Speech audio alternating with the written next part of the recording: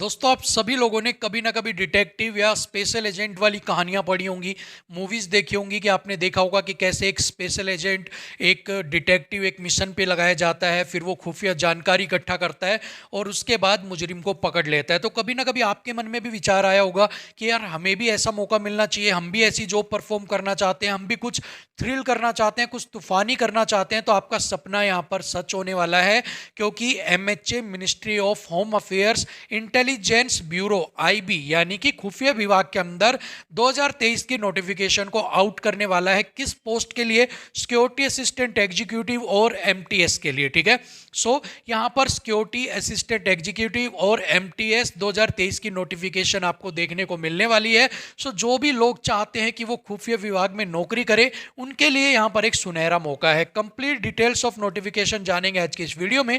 तो चलिए बिना किसी देरी के वीडियो को स्टार्ट करते हैं। तो सबसे पहले कुछ इंपॉर्टेंट डेट्स के बारे में बात करते हैं।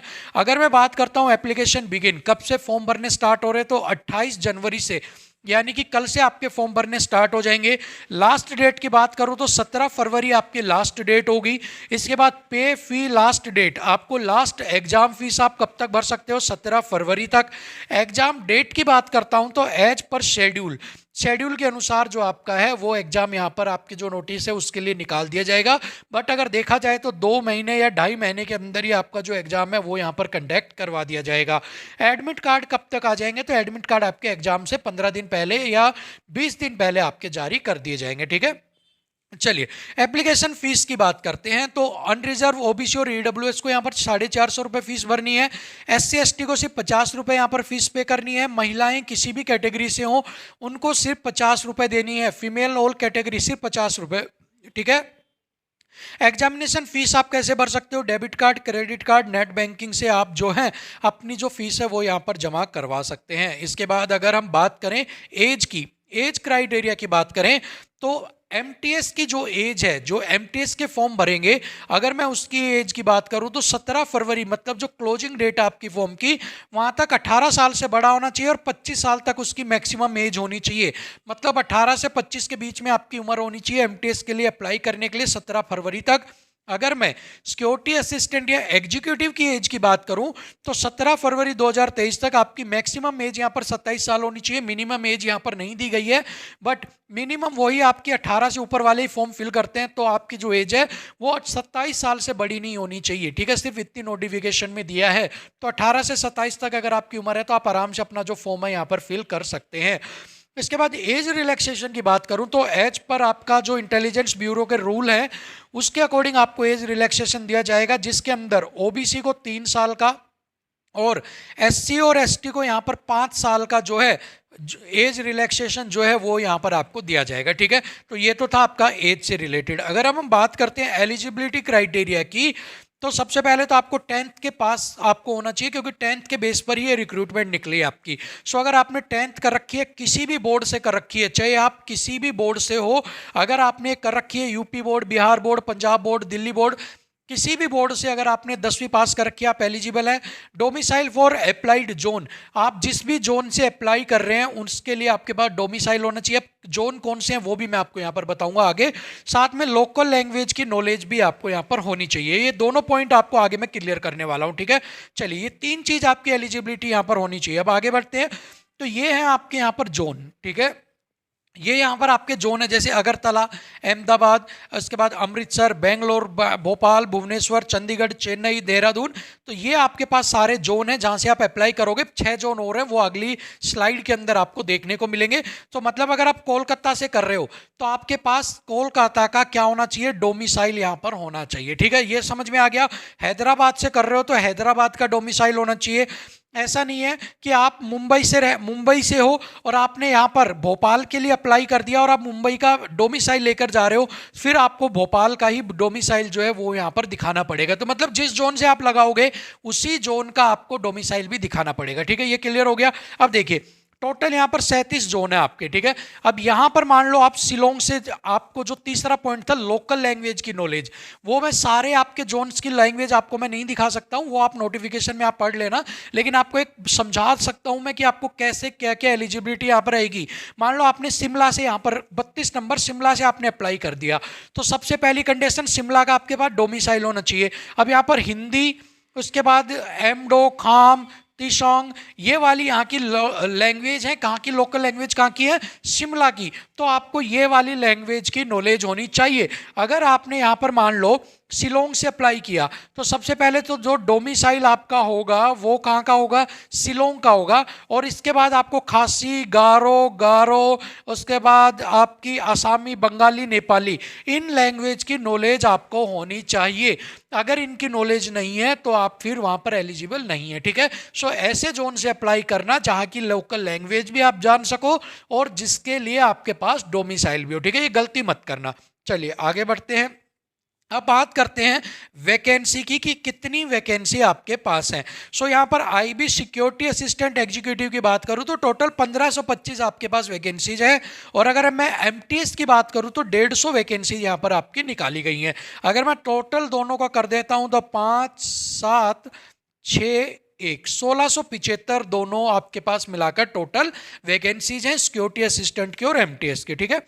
चलिए अब अगर इसके बाद वैकेंसी, अगर मैं कैटेगरी वाइज वैकेंसी की बात करूं तो अगर सबसे पहले मैं सिक्योरिटी असिस्टेंट एग्जीक्यूटिव की बात करता हूं तो अनरिजर्व के पास 755 वैकेंसीज हैं, 152 ईडब्ल्यूएस के पास है, 271 ओबीसी के पास है, एससी 240, एसटी 103 और 1521 यहाँ पर टोटल आपकी वैकेंसीज है। अगर मैं एमटीएस की बात करता हूँ तो 68 वैकेंसीज यहाँ पर आपके पास है अनरिजर्व की, 15 ईडब्ल्यूएस, ओबीसी 35 हैं, 16 एससी की, 16 एसटी की और 150 टोटल वैकेंसीज हैं।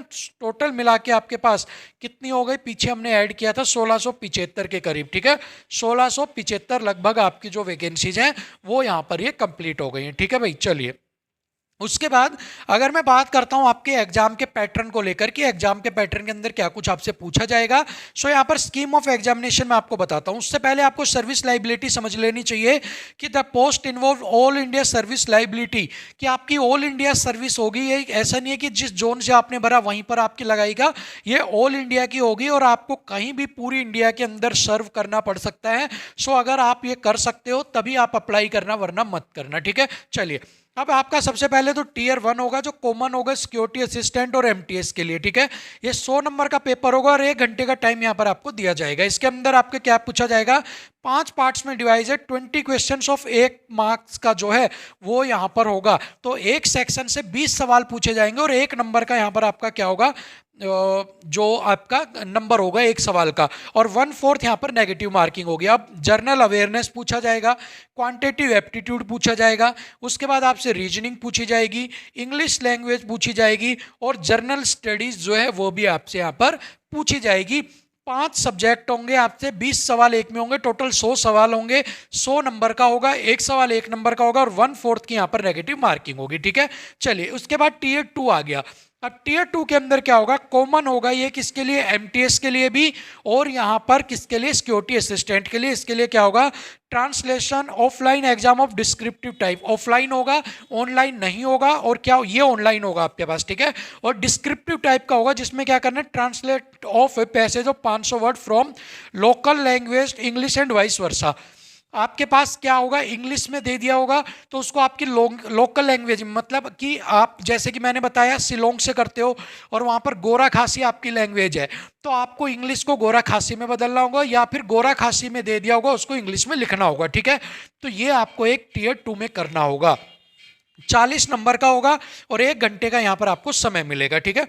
चलिए उसके बाद जो है टीयर के बाद part of tier second, tier 2 में ही एक पार्ट और होगा, सेकंड पार्ट, ये किसके लिए होगा, सिक्योरिटी असिस्टेंट के लिए, ठीक है। अब क्या होगा, स्पोकन एबिलिटी, ठीक है।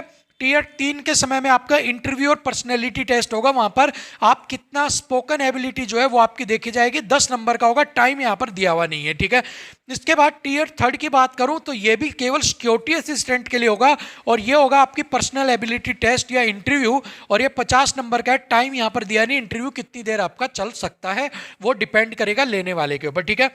चलिए, अब अगर मैं बात करूं टीयर 1 के कट ऑफ मार्क्स की, तो यहां पर अनरिजर्व को 35 मार्क्स तो कम से कम लेने हैं क्वालिफाई करने के लिए, ओबीसी को 34, एससी एसटी को 33, ईडब्ल्यूएस को 35। ठीक है, यहां पर इतने नंबर आपको लेने पड़ेंगे कट ऑफ को क्लियर करने के लिए। इसके बाद बात करूं the tier 2 exam is qualifying in nature. जो टीयर 2 एग्जाम था जिसके अंदर आपको ट्रांसलेट करना था आपके लोकल लैंग्वेज टू इंग्लिश और इंग्लिश टू लोकल लैंग्वेज, वो यहां पर क्वालिफाइंग नेचर का होगा। उसके अंदर आपके जो है वो मार्क्स ऐड नहीं होंगे। द क्वालिफाइंग मार्क्स क्या होगा, 50 में से 20 आपको लेने हैं किसके लिए, सिक्योरिटी असिस्टेंट के लिए, और 40 में से 16 मार्क्स आपको यहां पर लेने हैं किसके लिए, आपको यहां पर एमटीएस और अनरिजर्व के लिए। ठीक है, अब अप्लाई कैसे करना है, तो अप्लाई करने के लिए आपको www.mhagov.in या www.ncs.gov.in पर जाकर आप अपना क्या कर सकते हैं, यहाँ पर अप्लाई ऑनलाइन कर सकते हैं। कब से कर सकते हो, पहले ये जो तारीख थी वो आपकी मैंने यहाँ पर आपको बताई थी 28 तारीख से। ठीक है, पहले यहाँ पर आपकी जो तारीख थी वो 21 थी, लेकिन एक नोटिस जारी करके बता दिया गया था कि अब आपकी जो डेट है न्यू वो 21 से हटाकर अब कितनी 28 से लेकर 17 तारीख तक आपकी यहाँ पर कर दी गई है। ठीक है भाई, चलिए, सो ये आपकी कंप्लीट नोटिफिकेशन थी, जो सारी चीज़ें मैंने यहाँ पर आपको डिटेल में समझा दी हैं। ठीक है, सो फिलहाल के लिए वीडियो में इतना ही। वीडियो को लाइक शेयर कर देना, ठीक है, सब्सक्राइब चैनल कर लेना। हमारे 2 चैनल है, एक तो फनलर्न बाय अनुज, दूसरा अनुज कॉन्सेप्ट क्लासेस, दोनों यूट्यूब पे जाकर आप सर्च करके सब्सक्राइब कर लेना। ठीक है, आपके लिए मेहनत कर रहे हैं तो इतना तो हमारा भी हक बनता है कि आपसे कह सके कि वीडियो को लाइक शेयर करो और चैनल को सब्सक्राइब करो। ठीक है, सो मिलते हैं अगली वीडियो में, तब तक के लिए थैंक यू सो मच, नमस्कार।